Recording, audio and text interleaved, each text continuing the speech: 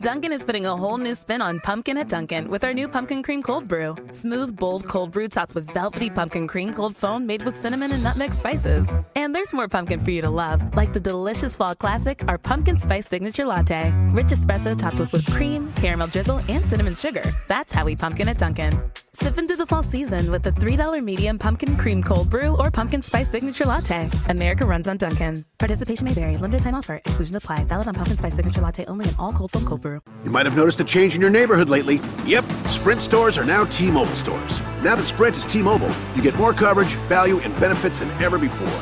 We've invested billions to bring our 5G from big cities to small towns across America. And great coverage is just the start. From high-speed mobile hotspot data to weekly deals and giveaways, our customers get tons of great benefits. Head to your new T-Mobile store to learn more. Qualifying service and capable device required. Coverage not available in some areas. Some uses may require certain plan or features. See T-Mobile.com. All right, 3, 2, 1. Hi, this is William Ramsey. Welcome to William Ramsey Investigates. On tonight's show, I have a very special guest. His name is Michael Benson. He's written 19 books, but he's just completed a book in January, published it January 28th, 2021. The title of the book is The Wicked King Wicker, The Son of Sam Siege Upon New York. It's an excellent book. I just finished it today. Some of his other titles are Who's Who in the JFK Assassination, also Hooked Up for Murder, The Age of Zodiac, about the Zodiac Killer, and The Devil at Genesee Junction. And really a fascinating book about the Son of Sam case with the terrific intro. It really kind of covered how post-apocalyptic New York was at that time in the mid-'70s. But he's going to talk more about that. So, Mr. Benson, are you there? I'm here. Awesome. Hello, William. Hi. Thanks for agreeing to the interview. And for people who may not have heard your name, if there's anything you'd like to add to the intro, please do. And then what inspired you to write this book, The Wicked King Wicker? Well, I have an origin story as a true crime writer. When I was 9 years old, my babysitter and another girl from down the road were horribly murdered with a knife, Jack the Ripper type crime scene. And totally changed my childhood. I lived on a dirt road in a rural area south of Rochester, New York. And I grew up to become a crime writer. And in 2011, teamed up with a private detective and the mom of one of the victims who was still alive in her 90s. And we gave a fresh investigation of those murders, which were icy cold at the time, and figured out who did it. After that, I hit the road running, and I chose to write about the Son of Sam for a couple of reasons. For one thing, I was a college student at the time. I went to Hofstra University, so I'm about the same age as many of the victims.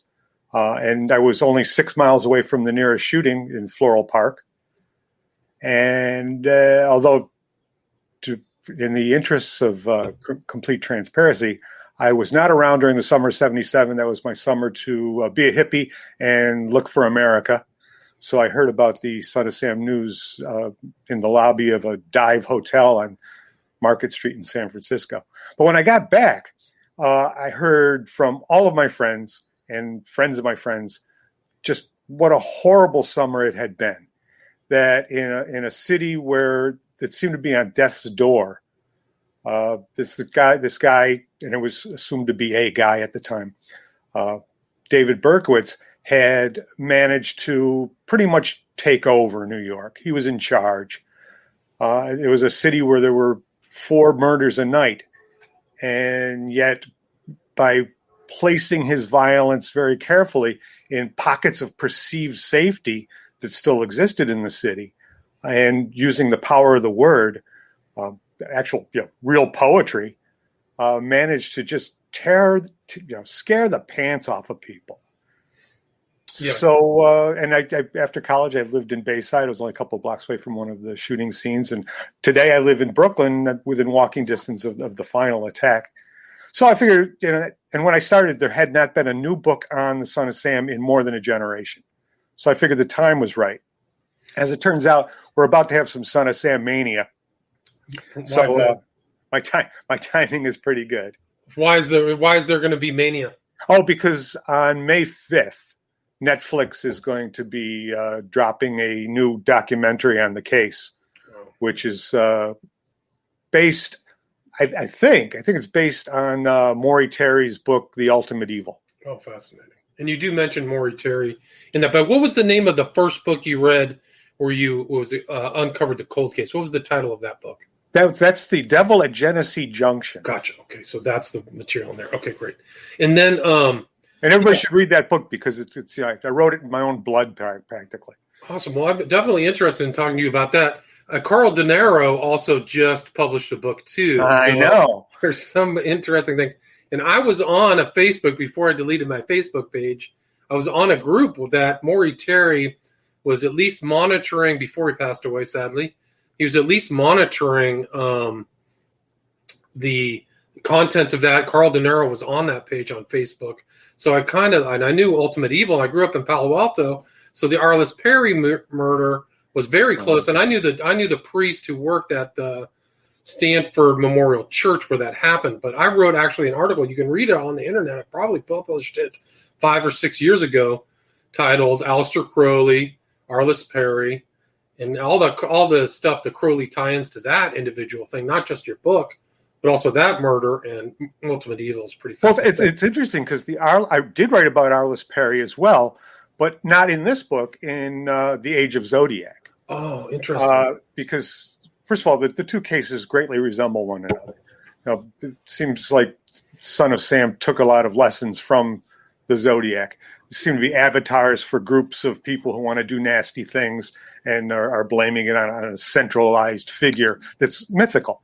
Interesting. They both cases involve shooting into parked cars. Lovers' lanes, right? Both cases involve leaving scary messages at crime scenes. Lake Berryessa written on the side of the car, and the Hutchinson River Parkway dropped on the scene of the double homicide there. And both cases involve sending communications to the press, where in a competitive way where they knew that it would get published. The differences are also pretty interesting. The Zodiac's crimes may not have ever been associated with one another if it hadn't been for the letters taking credit for them. There's different weapons each time. One's a stabbing, one's a cab driver in the city, then there's a lover's lane in a rural area. They would have been considered separate incidents, whereas Son of Sam's cases were tied together by a common weapon. Right. And the assumption was there was one person, but it could just as easily have been a bunch of creepy kids passing the gun around. You want to be in the club, got to shoot somebody with the 44. Right, it's like a blood in type thing, like almost like a mafia type thing. Right. For people who don't know the background, it's clearly you detail all of these murders that took place over that 1 year time span or something like that. Can you go in detail just about how they started and progressed and everybody? Well, sure. It is just about exactly a year, but it starts a year before that with a series of cases that were known as the Dart Man attacks. In Westchester County, which is kind of a rich area just north of the Bronx, there were a series of attacks in 1975 and 76 in which somebody, a window peeker, a voyeur, wasn't happy with that anymore and wanted up the ante and was using an air rifle to fire darts through the windows of houses and hitting women who were washing the dishes in the kitchen or sitting at the kitchen table or whatever it was. And again, as would be true with the Son of Sam cases, the predominant product was terror. None of the injuries were severe, but every housewife in Westchester was worried about Dart Man out there. Keep the shades pulled because Dart Man's out there. And right about the time that Dart Man stops, the Son of Sam begins. And the first attack is on, refer to my notes here, July 29th, 1976, on Buer Avenue in the Bronx. And the victims are Donna Loria and Jody Valenti. They're parked out in front of Donna's apartment building. And it's a nice section of the Bronx. And they just come back from a disco. Discos were very big that year. And a man walks up to the car, shoots into the car, kills Donna immediately, and Jody's wounded in the leg. The second attack is Carl De Niro's case. That's in the autumn out in a nice section of Queens, Murray Hill, Flushing, kind of the borderline. And he's shot in the head. He still has a plate in his head to this day. and he's out with Rosemary Keenan, whose dad is Detective Red Keenan from the NYPD, who stays with the case from then on. But the Bronx precinct and the Queens precinct, they don't make the connection right away. And the Bronx shooting is assumed to be some sort of mafia vendetta because the girls are Italian. And there was a lot of that going on that year. So it's not that unreasonable of an assumption, except for Donna's dad was really steamed because he had nothing to do with organized crime. Now, the third attack is right around Thanksgiving of 1976, and that's in Floral Park, right at the border of Queens and Nassau County on Long Island. And Joanne Lamino and Donna DeMasi are coming back from the movies in the city, and they're followed by a guy. It's kind of creepy. They pick up their step, and they're standing out in front of one of their houses, and guy crosses the street, says, "Excuse me, can you give me directions too?" Pulls out a gun and shoots them. And Joanne is hit in the spine and paralyzed, and Donna's shot in the neck but recovers. The attack after that happens on an icy cold winter night, January 30th, 1977, at the Long Island Railroad Station in Forest Hills, Queens. And Forest Hills is like it used to be where they had the U.S. Open tennis. It's a rich neighborhood and just gorgeous. It's like something out of a fairy tale. You walk around there, you'd have no idea you're in New York City. And the train station is well lit. There's a little plaza of shops and things. And that's where the next attack is. And Christine Freund, who is killed instantly, and her 30-year-old boyfriend, John Deal, is uninjured. And he runs around the neighborhood screaming for help for a long time. And several people are standing nearby just with their arms folded, and they turn around and calmly walk away. And it seemed more like the attack was being observed, right? And of course, it wasn't for a while before anybody came to his help, but it was too late for Christine. She'd been killed. Now, then it gets interesting because only 100 yards from that spot, which is well lit and in the plaza of the train station, you go around the corner and head towards the old tennis stadium, and it's very, very dark on Dartmouth Street. So it's now March 8th, 1977, about 2 months after the previous attack, but only 100 yards away. Little Virginia Voskerichian is coming home from college. She goes to Columbia. She's carrying her books, and somebody walks up to her face to face, pulls out a gun, and she puts her books over her face, and the killer shoots through the books into her face, and she falls dead into the bushes. Now, at that crime scene, two distinct suspects are seen. And one is an adult man, beefy, with dark hair, and the other is described as a teenager, not even sure if it's a male or a female, and they run in opposite directions. This is the first indication we get that maybe more than one person's involved here. Now, that night, the police and the mayor make the decision that they're going to tell New York that these crimes are connected with one another, that they're all .44 caliber shootings, and they're looking for a maniac.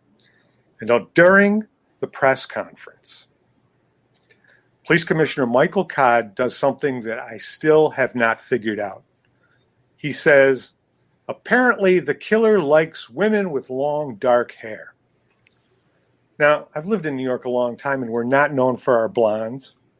Most women have dark hair. And at the time, both men and women wore their hair long. So why he would feel it was necessary to say what the killer's type was is befuddling. But the reaction is immediate, and it's panicky. Women get their hair cut. They dye their hair blonde. Beauty parlors are doing slam bang business. But the unintended result of this is that blondes are now feeling like they're off the hook.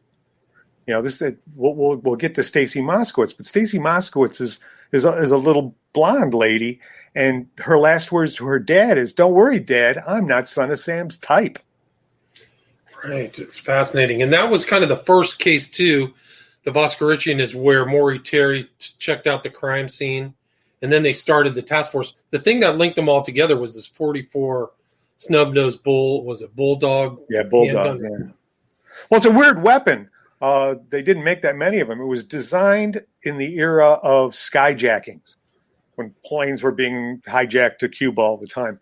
And it could do massive damage at close up, but had such slow muzzle speed that it wouldn't go through the fuselage of the plane.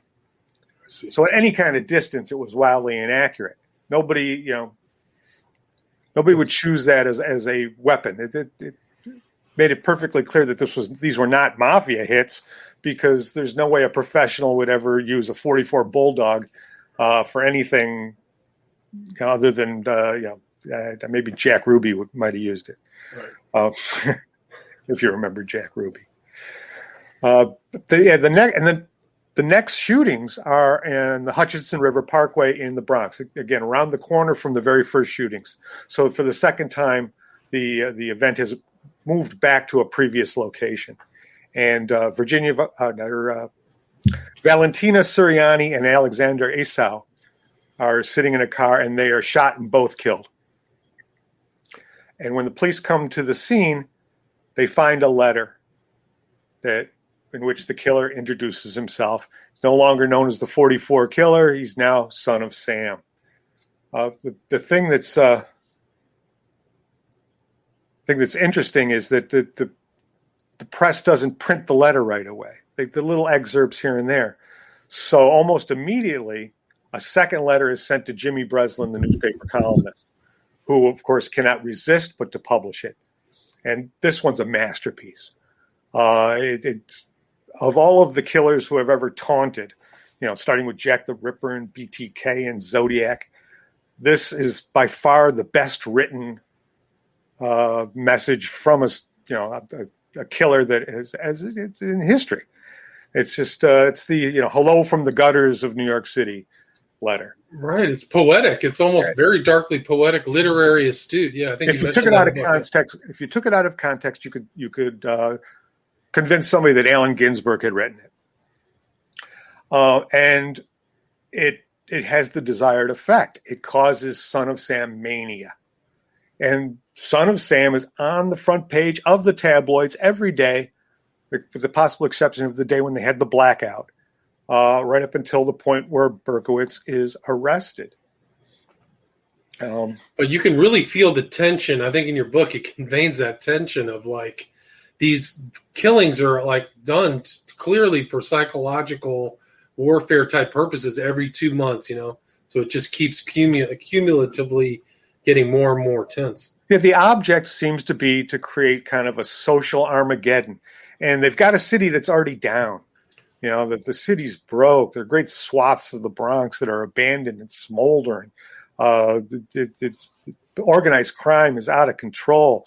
And you have a mayor who's desperately running for re-election, even though everything's falling down around him. And they need Son of Sam like a hole in the head, but here he comes, and it just doesn't stop. And it's from getting worse. The attack. At first, the more bullets were fired than actually struck people in every case, but every shot on Hutchinson River Parkway is deadly. Of the 4 bullets that are fired, they all would have taken a life. So the killer's getting better at it. Now, as we now suspect, it's not the same guy every time.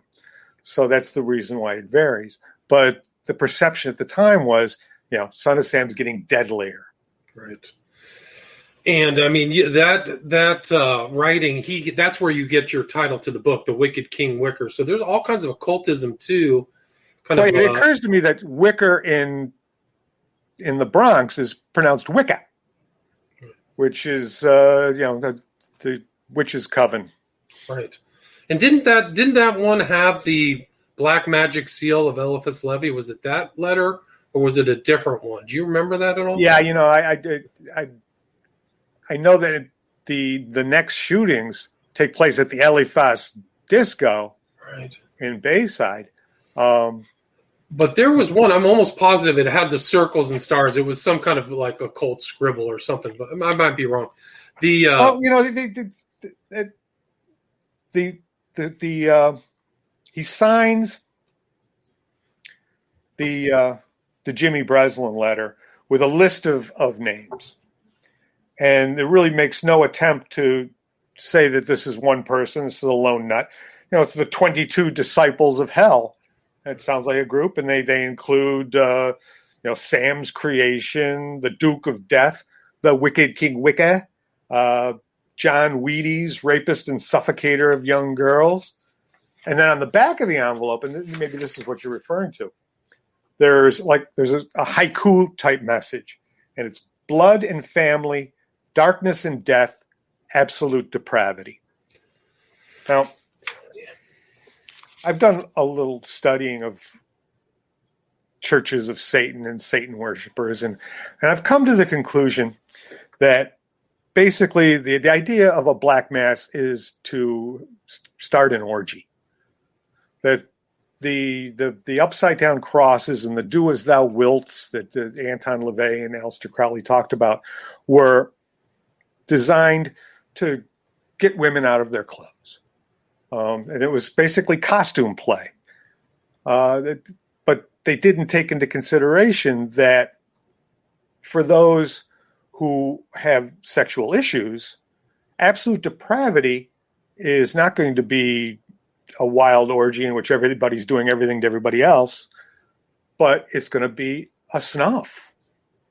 Absolute depravity is going one step beyond that and actually taking a human life. Did you notice in any of the crime scenes, I remember in one of the sequences you talk about a full moon. Were they all shootings under a full moon? Or I don't remember about that. Because you did mention that once. Because that would be a similar thing to Zodiac, right? Wasn't Zodiac always at a waning moon? I would think that the full moon does affect these things, and it's certainly astrology is very big in the witch and Satan worshiping worlds. Much more so than in Christianity, where we're supposed to feel guilty about our carnal desires. Right. So that letter was sent. Breslin was now on the case. He publishes the letter, but that wasn't the end of it. There were some other. There's two more attacks to go. The next attack is on June 26th, 1977. Now, I told you about the murders in my backfield when I was 9 years old.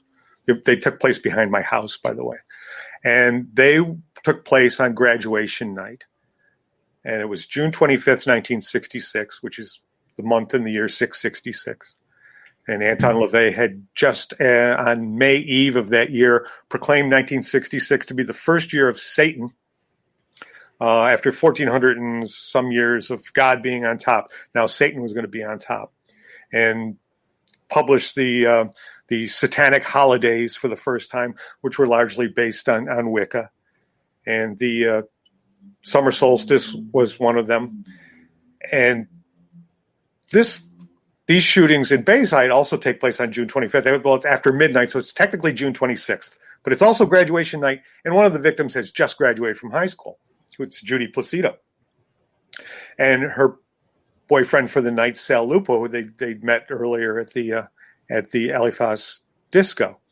And they were sitting in a car that they were borrowing to probably smooch and smoke cigarettes in from the bouncer at the disco. Now, they're both wounded, but they survive. Again, the shooter seems to not be able to handle the kick of the gun. And Lupo's shot in the arm. He's dripping blood. He goes back into the disco looking for help. And Judy, who's shot in the neck, manages to get out of the car and stumbles down the road for about a half a block before she collapses in the middle of the street. Now, the NYPD is just out of their minds at this point because they've been staking out discos. And up until about 10 minutes before the shooting, they had a car parked near the Eliphas. But they say, well, I guess he's not going to hit tonight. They drive away and comes over the radio, shots fired. Oh, no. And it was the same deal with with the Hutchinson River Parkway shooting, they had been keeping an eye on the Buer Avenue scene around the corner. And so, well, I guess we'll call it a night. And boom, the guy hits less than a half mile away. So they're out of their minds, and they're not sleeping. This is the kind of things that just tears up detectives, because all these victims remind them of their own kids, and that they're good kids. And I don't know if you ever read Jimmy Breslin and Dick Shapp's book 44. I hated that book because it seemed to blame the victims. They were drawing the killer with the scent of their lust or something. I was just none of them were doing it. A couple of them were smooching in a car. That's they didn't deserve what they got. It turns into the Friday the 13th movies where slasher type stuff. Yeah. Sex turns into death. But that's the second to last shooting in Bayside, and after that, there is a blackout on July 14th. And, back in 1965, there'd been a blackout in New York City, and it was kind of a happy occasion. It brought people together. People drank in bars under candlelight. They made friends. A movie was made, Where Were You When the Lights Went Out? It was all kind of a sign of New York's resiliency. But in 1977, when the lights go out, the city basically gets torched. There's 1,600 stores are looted. 1,037 fires are started during this blackout. Nobody asked, where were you when the lights went out this time? Because chances are you're looting a store and stealing TV sets. So the 1-year anniversary of the first shooting comes on July 29th. And, of course, every cop's working. And they're up all night waiting, and nothing happens. Nothing happens until 2 days later, July 31st, 1977. And the NYPD has Operation 44, and they're ready to shut down the bridges and set up roadblocks the second they heard that there's a shooting. And all the Son of Sam has to do to avoid all of that is to switch boroughs. And instead of attacking in the Bronx or Queens the way that they had before, it's in Brooklyn and South Brooklyn. And Robert Violante, who's 20 years old, and Stacy Moskowitz, also 20, who just told her dad that he didn't have to worry about her because she wasn't Son of Sam's type, are smooching in a car next to a playground that's adjacent to the Belt Parkway. And Stacy's killed, and Robert is blinded by the shooting. It's this crime scene, I think, that forms the largest set piece for why we believe that there's a conspiracy. Many witnesses see the shooter flee the park, get into a yellow Volkswagen. Volkswagen then screams up to Cropsey Avenue, where another witness almost has an accident. They curse each other out, so much so that this guy follows the yellow VW until he gets on the Belt Parkway and gets away. At the same time, chubby David Berkowitz is walking around on the outskirts of the playground, and his car, which is parked in front of a fire hydrant, gets a parking ticket. And it's because of the parking ticket that police go up to Yonkers to investigate, and they find 44 in the car.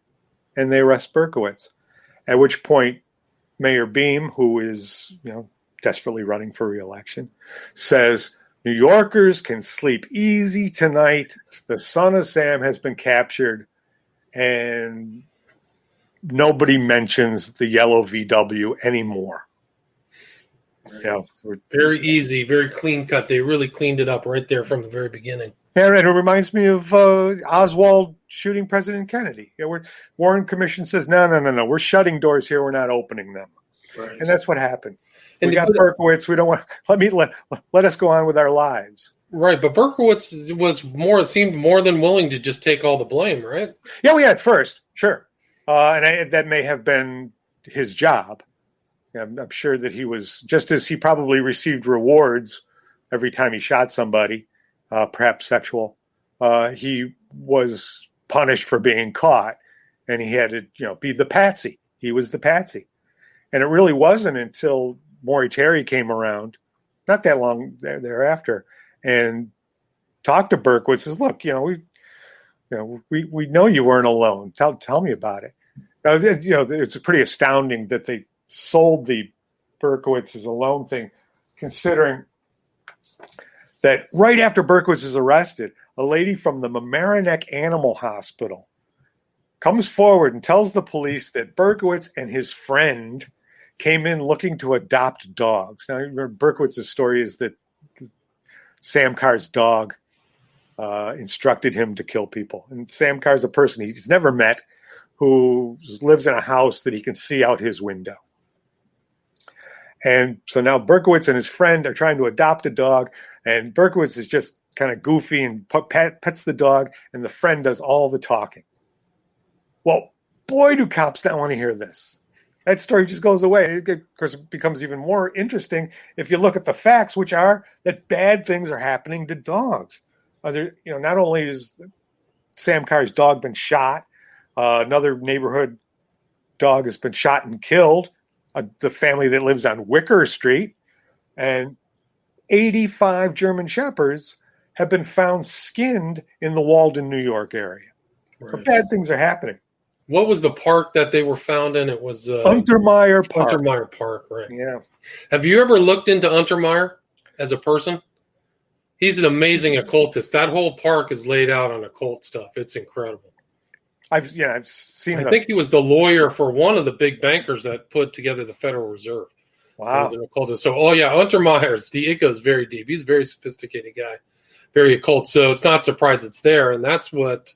There was like a cave at Untermeyer, right? Where where the upside down crosses and the black masses. But again, what question is, what does the impotent man do at the rape party? He brings a knife.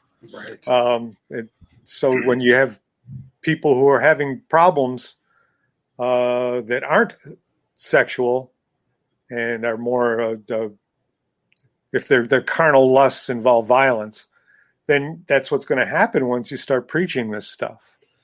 And now it becomes a matter of how big of a conspiracy do you believe in? Right. Well, what's your answer to that question? Well, I want to let the Process Church and Church of Satan off the hook, only in the sense that they're not responsible for the actions of everybody who's ever been part of that. Right. You can't blame a Protestant church because one of its members becomes a murderer. And there's dangers in preaching the things they do because they're apt to attract people who have no sense of right and wrong, or limited or warped senses of right and wrong. And I also believe that creepy people find each other. That even before the days of the internet, that people who are like-minded, pedophiles, for example, formed little clubs. They found each other because they answered mail order ads in the backs of magazines or whatever it was. They found each other and they formed clubs. And I think that the Son of Sam is a club of some sort. And maybe it has members that are also part of the process. And maybe there are members who were part of the Hollywood community. They often overlap. Some of the occultists join multiple groups. Sure. Oh, right. You can be a Church of Satan member, everything. Yeah. I tend to think that Arliss Perry belongs to the Northern California thing that involved the Zodiac. The fact that Berkowitz seemed to know a lot about the Arliss Perry case is indication that, again, people who like this kind of stuff are going to talk to each other. Right. I mean, that's just loaded with occult stuff. The Crowley Mass was the day, October 12th, I think it was. So somebody occultist, and I heard that her body was moved too, that it was actually on the altar, but they didn't disclose that to the public. And of course, when they tried to arrest the night guard whose DNA was a match, he shot himself before they got a chance to talk to him. Yeah, and that was just what, like 2-3 years ago? 2 years ago, yeah. Yeah, that was remarkable. That was a guy, like one of the guys who was like the last person to see her was following me on Facebook too. I think Ed Opperman interviewed him, so he was kind of very familiar with that too. And I think Berkowitz himself has admitted too that he's afraid to talk about his occult connections too, right? Didn't he Well, say sure. so? Well, sure. I mean, first, there's already been one attempt on his life. He's got 58 stitches in his neck. But I certainly think that there's every reason to believe that the Carr brothers are involved. Why else would the letters be framed the way they are? I mean, the son of Sam has to include the actual sons of Sam, doesn't it? I think it does. Would think, yeah. Their deaths certainly seem to be well timed for hushing up the whole deal. Right. I mean, they're very fortunate that John Carr died, like a really horrific so-called suicide. Yeah. Well, somebody writes in his blood. Suicide victims cannot write in their own blood. Right. So that's there's a very dark stuff happening around that whole. Yeah, I also took note of the fact that, of course, their sister Wheat was at the time a dispatcher for the Yonkers Police Department, and she is the one who answers the call from the NYPD when they first find the traffic ticket. And we're looking for a guy named David Berkowitz, and she says that's the guy that shot our dog, and he shot him with a .44, which is interesting because the dog was not shot with a .44. Right. But it's, so why is she trying to plant that information, right? She certainly seems to be trying to, get the light bulb to go on if it hasn't gone on already. Right. That whole Carr family was very strange too, right? Weren't there kind of weird, like? Well, yeah, I think Michael belonged to a coven of witches, and so yeah, the creepy crowd in Untermeyer Park, I believe in. Once the conspiracy theory starts going coast to coast, I'm not sure that it holds together that well. The other thing that's always bothered me, and my feelings have changed about this over the years, but the notion that there was a van in Bath Beach Park that was taking a snuff film of the final Son of Sam attack. And it's always been, I guess, my tunnel vision is that in a snuff film, the victim is the star. And that's the focus of the movie, sort of a Black Dahlia scenario with bondage involved. But what would you see if you took a film of a Son of Sam shooting? You would see a guy walk up to a car, fire into the window, and then the horn would go on. And eventually, a bloody guy would fall out one side. You'd never see Stacy at all because she stays in the car until the ambulance comes. What would you see? But then I changed my mind because by that time, Son of Sam is a super duper star. Right. Yeah. So that's the money shot. The money shot is the Son of Sam firing into the car. It's not the victim. So it's maybe it's true. Well, it wouldn't be the first. There's all kinds of occult elements in snuff films with occultists and things like that. There's all kinds of weird stuff. Was it the Corso killings took place around that time too? Wasn't he into media? There's all, and I think that Grimston from the Process Church did live in New York at that time, if I remember correctly. I don't know. He was one of the heads. But these cases also remind me of the Monster of Florence, where there was that whole thing of killings of lovers' lanes. The same thing, and then they busted one guy, and some of those cases could not have taken place by one person because there were two people and they didn't get away. So there had to have been at least two people doing these killings in Florence. So, yeah, and a lot like the Zodiac, too. You're right. Like all the intentional ramping up of psychological power. I think a good point you made in your book was how many people were getting killed in New York at that time, but the Son of Sam captured the imagination of everybody. Well, that's the trick, isn't it? It's knowing how to get on the front page of the newspaper. And the way you do it is you pick your victims, knowing the journalistic rules. Right, you're right. You pick white kids who have money, who have successful moms and dads. That's how you get on the front page of newspapers.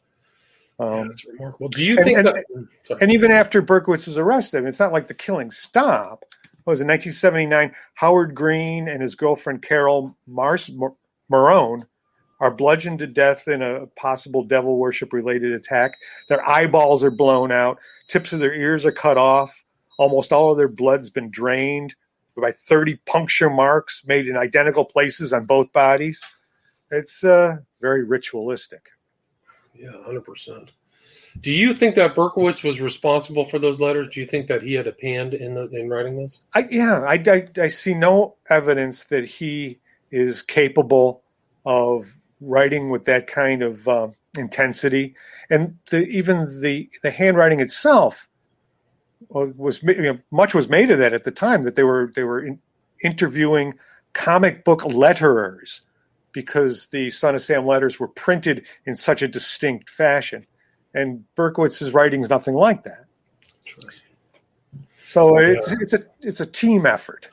Right. And I mean, you go through detail in your book of all of their drawings of potential suspects. They don't look alike at all. There's not one consistent view. No. Which is even more like, makes it even more interesting that they could actually get away with that and end up with one guy in jail. But there has to be an upper echelon of some sort, or else the Carr brothers wouldn't have died the way they did. Somebody is cleaning up this mess, and if it's part of that Untermeyer Park crowd, it's somebody who outranks the Carr brothers. Right. No, like somebody high up, somebody wealthy. Yeah.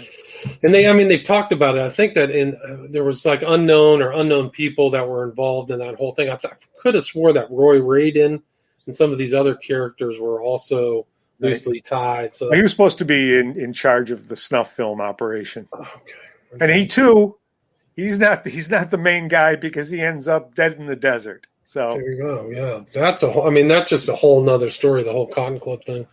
Let me see if anybody wants to ask you any questions. Is there anything you'd like to add, or where's the best place to buy the book? Book's available on Amazon.com. It's both paperback and ebook. If you have Kindle Unlimited, you can get it for free. Cool. And do you have social media or anything? If anybody has any questions? Oh, I'm on Facebook. I'm the Michael Benson with the white beard. Michael Benson right there, because there is another Michael Benson who wrote a book about Stanley Kubrick who pops up. I know. I know. Which is also, I should have him on as a guest. That would be interesting too. He writes about the pictures you take with satellites. One of his books is called The Ring Around Uranus. Okay. I just made that up. Sorry, Mike. I made that up. Well, you guys are now associated with each other, whether you like it or not. I know. Well, I highly recommend the book. The intro to the book is excellent. Yeah, no, the first chapter was just like, I was riveted. Really good intro chapter. Title of the book, again, is The Wicked King Wicker, The Son of Sam Siege Upon New York, published January 20th, 2021. Michael Benson again. Thanks, Mike. I appreciate it. Thank you so much, William. All right, take care. Have a great weekend. You too. All right.